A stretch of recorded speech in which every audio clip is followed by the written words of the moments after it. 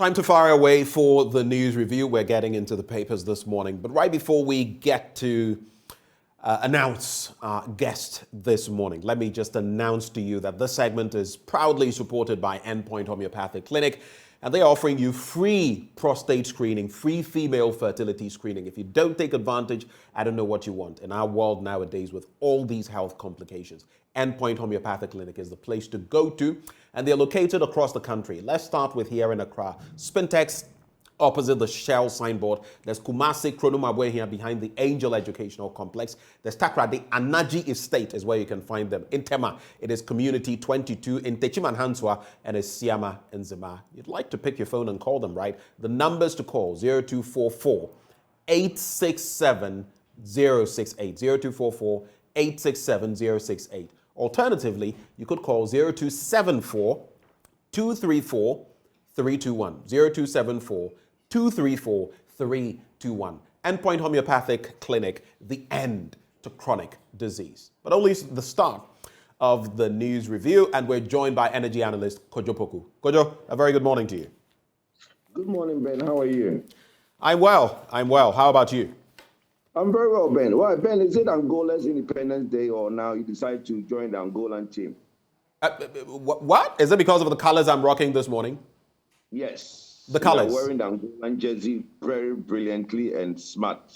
Oh, Right. there's no way I can join the Angolan team unless, even if the Black Stars were playing absolute trash, I would still support the Black Stars. It just is the way everything is. But these colors are, I have a lot of these. I'm surprised that just after we scored them, you decided to now wear their colors. No. I have very different patterns of fugu and batakari, and this morning, this was what my spirit felt like donning. So, but don't you worry. Maybe it is an anticipation of the fact that we're going to thrash them as we beat them for the second leg, to everyone's surprise. But I'd like to start on the political front, Kojo. The likes of Alan Tremateng have been speaking, advisory council, chiefs and all of that. We have, especially, I found this interesting, Kwabena Ejapong. All of these people going to contest together with you for the flag bearership of the NPP. I just heard Kwabena Ejapong say something about some very punitive measures to curb corruption and all of that. I'll try to get the specific line he used. I missed that in transition. But I found that a bit curious because what he says is akin to what we heard the current president say. And I'll use the Anas principle, and I'll do this, and I'll do that. Anas principle, no. Atonsu. So, when you reflect on some of these, and by the way, the opinion I just shared is mine and mine alone. I believe it has fallen in water, like we usually say it. How would you reflect on this? Because I meet a lot of young people nowadays who say, you know what, this whole vote thing, I'm not going to waste my time, stand there, queue, vote for people who will come and do the exact opposite of what they say. What's your reflection on that?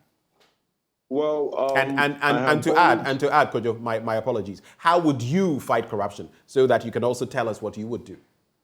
Okay, so I have always said that, the current president, His Excellency Nana Addo Dankwa, for me, he's done very well. But the only area that I always fault him, and I think that I score him very low, is in the area of fighting corruption.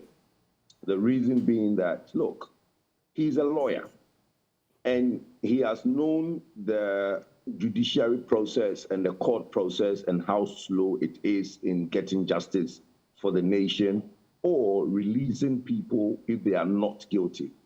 And nothing has been done in that area of judicial reform, attorney general reform, and any of that likes. We know of cases that people that have been accused still in court after 6-7 years. There are cases in the rural areas, district areas, that are very small, minute amount and are dispensed with within weeks or months.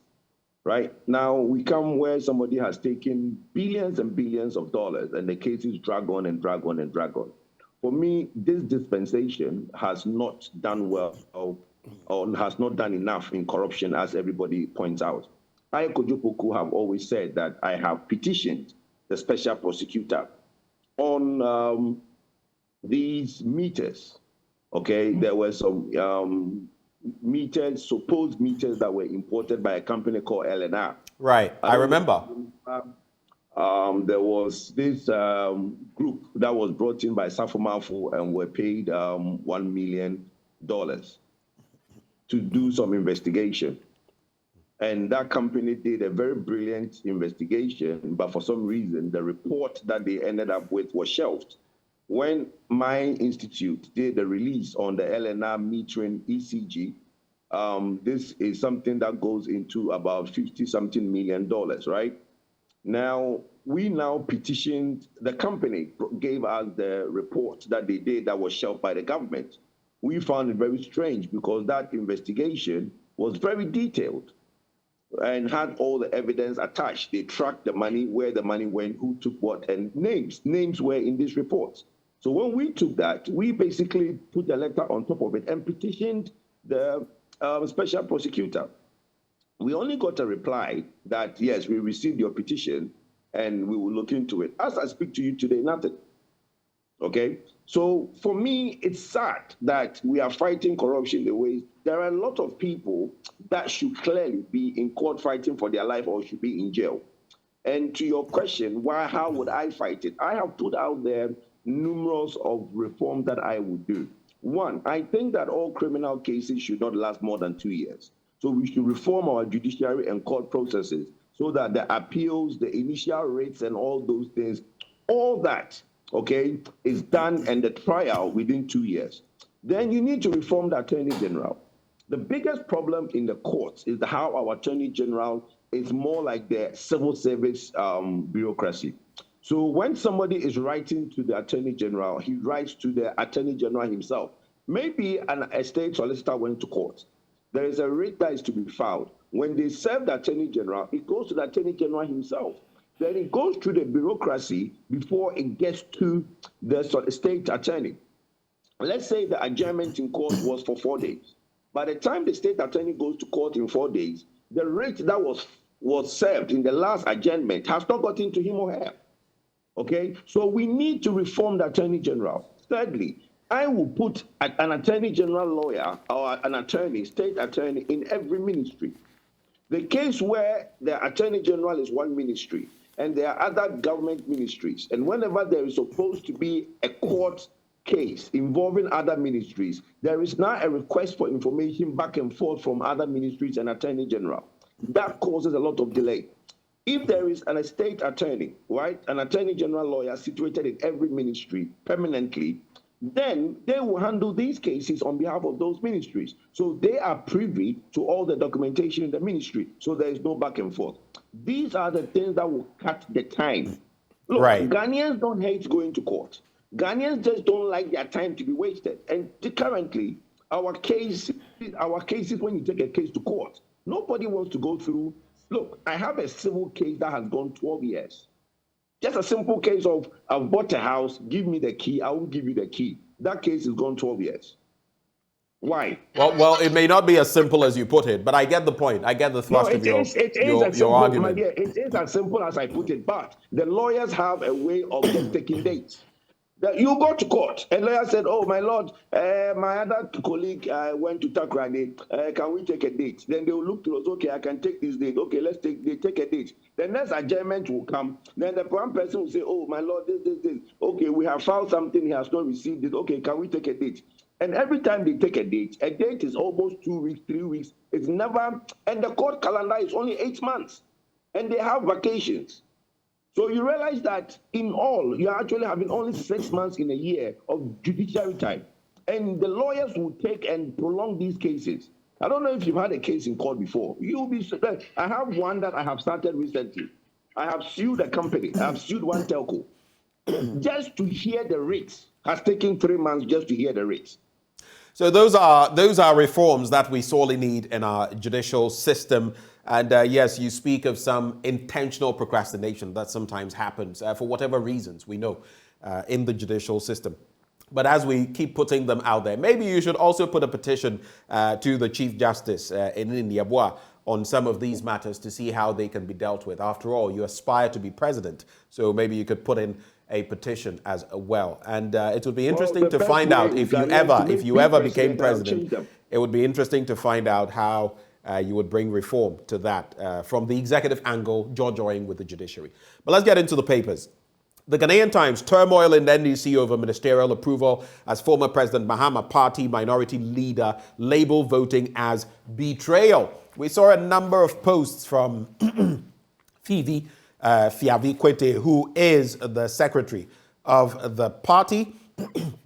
And there were posts about thank you for those who actually had confirmed that they had voted against the nominations. And there appears to be confusion in the NDC following the approval of President Akufo-Addo's ministerial nominees by Parliament last Friday. The party had asked the minority members of Parliament to reject the nominees, but the order was defied by some NDC MPs who voted along with the majority side of the House to approve 6 ministers and deputy ministers. Now, this development has led to members of the party accusing the parliamentarians who voted for the approval as betraying the party, and Ghanaians who felt the need for the government to downsize due to the current economic challenges. On this specific point, some have said they did the right thing in the national interest. Others have said they chickened out. They may have got whatever boons they got, as some have suggested, not my suggestion. Others have suggested it. And they put corruption or something that shouldn't have happened over the system that the party wanted them to follow. What do you make of this specific development? Because we've seen some majority MPs getting swayed by the minority. Remember, at the dawn of this parliament, the election of the speaker. And in some other instances, we've seen some members of the minority swayed by the majority. Is this what should be? Should the whipping systems be working better? What's your quick take? Well, I don't believe in the whipping system. That's why I refuse to go to parliament. I don't think that in a democracy there should be anything like whipping. We see it in the UK and we see it in other parts of the world where, for me, I think that it defeats the purpose of democracy. Each member of parliament is a representative of their constituency. The right thing to do is for the member of parliament to take the view of their constituency and vote the view of their constituency in parliament. In Ghana, we don't have that. We have whenever, and the only time you hear the MP get up and say, you can't shut me down because I represent my constituency, is when they are in trouble or when they feel that they are being pushed against the wall. Whenever the going is good, they represent themselves. They don't represent their constituency. So for me, what they did is a good thing. Look, governance is for all. What if, just a quick point, what if they did that not because they felt it was in the national interest, but they did that because, and again, I'm saying, like some have alleged, they were compromised, so to speak. Well, so to speak, if they did it for those reasons. What then would you say about that? I will not entertain that conversation because we don't have proof. It's only alleged. The people are speculating. We don't have proof. Doesn't mean that we never get proof of these things. It's like the businessman who came. It's like the businessman who came and allegedly we knew that it happened. About it he supposedly gave money when the finance minister was in hot waters. We never got to know who this minister was. It was clear that the leadership of parliament knew exactly who this was. So I mean, this game we can play it all day. We can't impugn the integrity of the house that we have, the second chamber, which is the second arm of the legislature, which is the second arm of government that we have. We can't impugn the integrity of the members of that house with allegations, unfounded things like, oh, people were bribed to vote that way or this way. Look, there are members of parliament, if they know who took what, they should take them to the privilege committee. They have laws and rules in parliament that check these things. There's a privilege committee that will do that. We have seen clearly a member of parliament who went to vote, knowing very well that it was a secret vote, videotaped his voting and broadcast it onto the internet. What happens to people like that? So those are the things we should deal with. Those are the things we should talk about, okay? Not to now come and say that people were bribed. Who bribed who? Does anybody have proof of a bribe? So we should stop those allegations that we keep laboring on some of these things. Let me make my point. My point is that, look, democracy is for all. Governance is for all. Now, if you are saying that we don't have an agreed minister, you are not going to vote for an Agric minister, but then you want improvement, development in Agric. How do you get that? The conversation of downsizing government. Look, there are something called private members bill.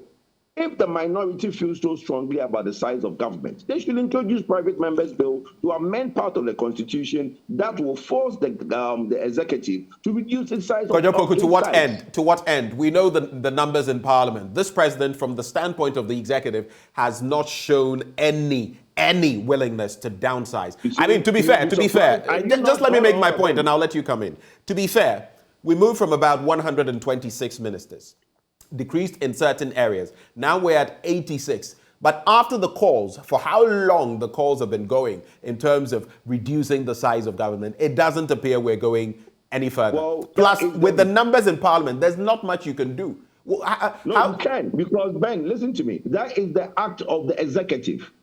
The parliamentarians, which is the legislature arm of government, there is something called legislation through discussion, through dialogue.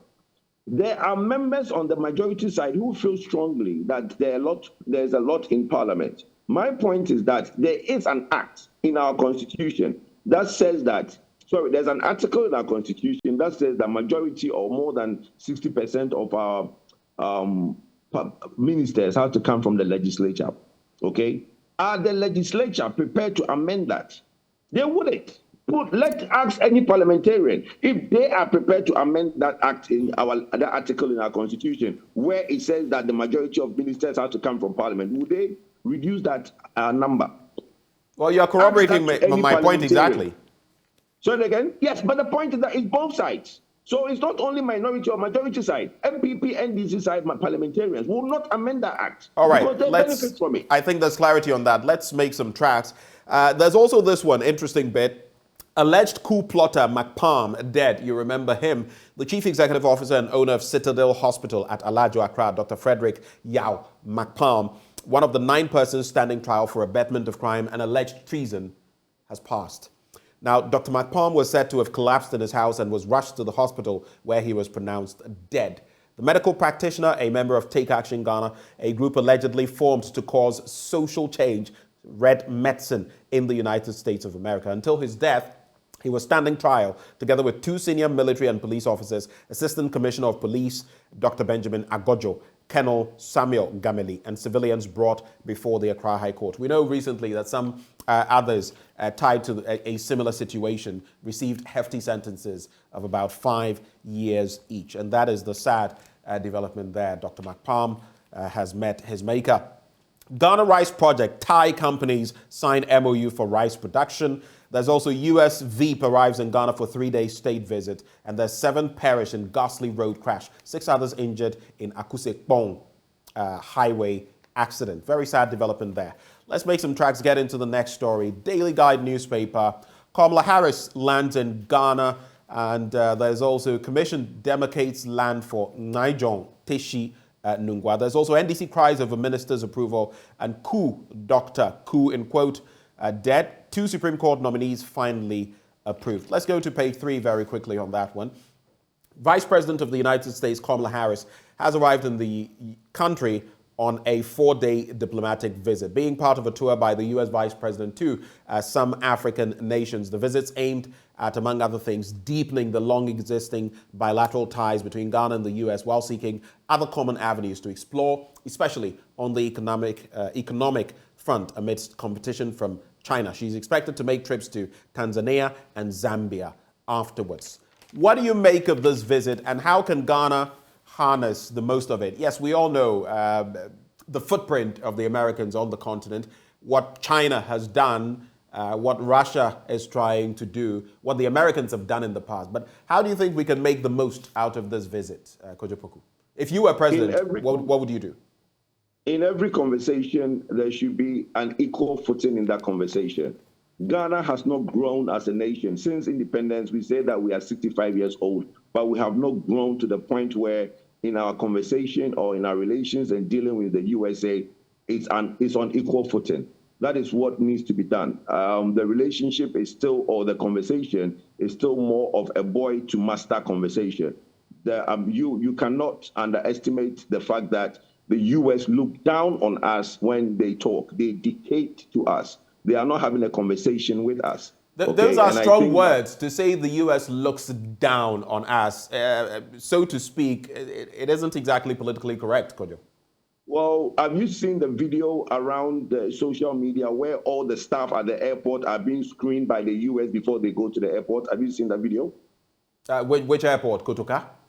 Kotoka, yes. Yesterday, before the arrival of the vice president, did you see our security staff being screened before they go into the cordon? Did you see that? I have not seen that, but if it is, I have seen we do not know, Kojo, we do not know whether that is in line with any protocols we are not aware of. Do you know all the protocols they have to follow? I'm just making a conversation. I'm saying that, listen, when you have a country, a sovereign country, okay, and that sovereign country does not have a certain dictate when another sovereign is visiting, there is not equal footing conversation.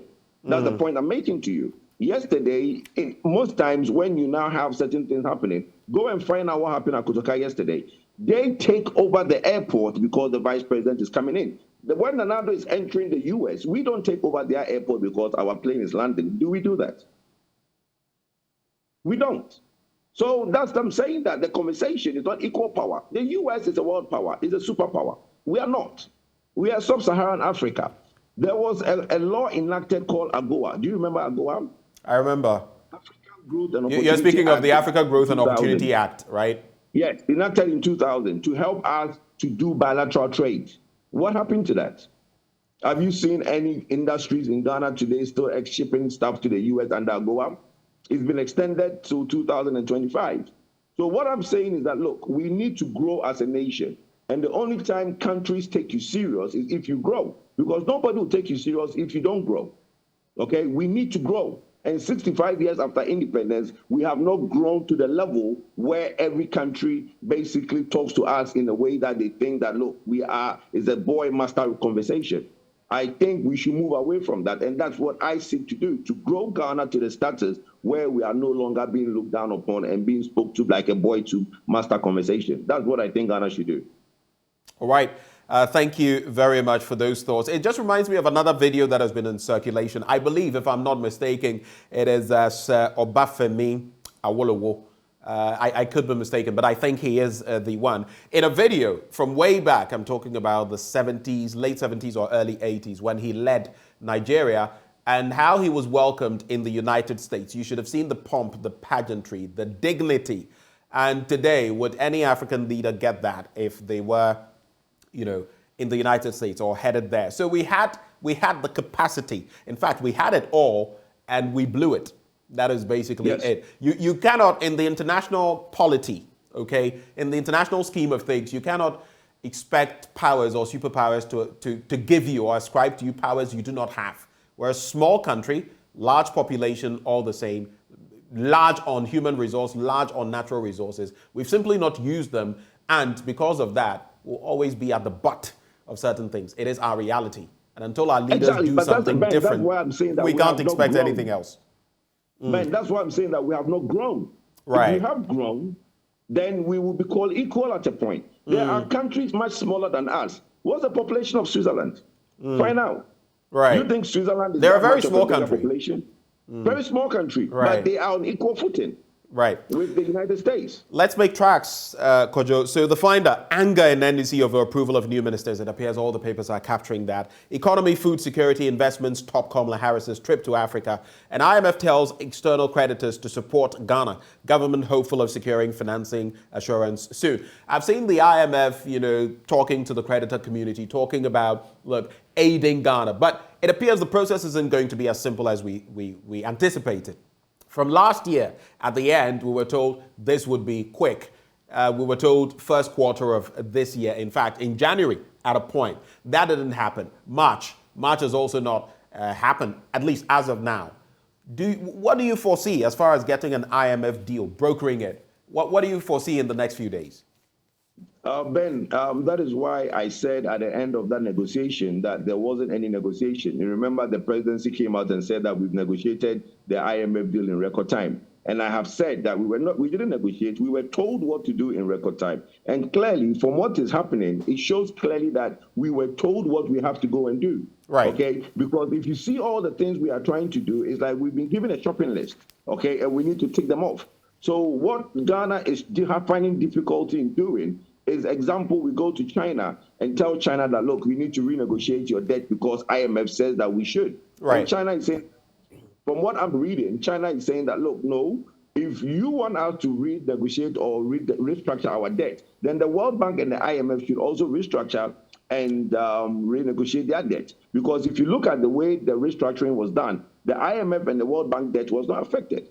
Okay, so they don't want their debt restructured, but they want others to restructure. And China is saying no. And by the way, just to add this, when we went begging, we knew about the Chinese and how they have operated in Africa. I'm not trying to bedevil them, but there are antecedents, you get it, how they've dealt with Zambia and other countries. When we went to them, we knew exactly how they operated when it comes to debt and how they handle it if you need restructuring. They have their own way of doing that. Again, the IMF, Ghana happens to be, I think we are the foremost country on the continent in terms of how much we owe the International Monetary Fund. So there are different dynamics at play. But quickly on that point. Well, that's fine. But the thing is that, like, the point I'm making is that going through our shopping list is becoming difficult by the day because everybody has their own demands. Right. It's easier to basically turn strong arm us locally to restructure the debt locally. But when you get to the international stage, it's a different story. Okay, because like you said, Chinese do play hardball, and in negotiation with the Chinese, you realize that they're not the easiest people to negotiate with. Right. So it is going to be difficult for us to get the approval, so as we thought. Okay, because the most easiest part of the negotiation was the shopping list that was given to us by the staff level agreement. The most difficult part is trying to take that shopping list that was given to you and actually getting those things to get a board approval. So I didn't know why we were doing the pageantry around the staff approval because we did not know all the things that were in there. Even the things that were taken to Parliament, I don't know whether you heard about, I think some bills that were taken to Parliament were not passed. And those are part of the shopping list of the things that we need to get. Yeah. You're talking of the three bills, growth and sustainability, excise duty, among others. I believe those are what you're speaking of. Yes. All right. Let's wrap in the next 20 seconds or so. I just want to run these headlines by you. Economy Times, government records 8.1% deficit end 2022. Not exactly the best we would have looked forward to. Fitch upgrades Ghana's long-term local currency IDR from RD to CCC. We've gone up a notch. I heard Member of Parliament Isaac Adongo saying that means practically nothing.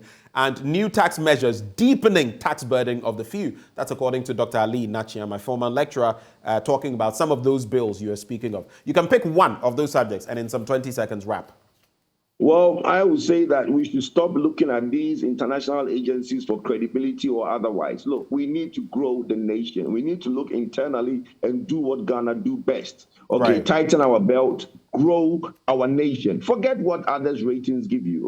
We are too quick to take these credits, but then when they come down to basically downgrade us, we go and form African Rating Agency. What has that done? Now that Fitch and other Moody's have given us whatever CC or default, they've given us a D. Has the African Rating Agency given us an A?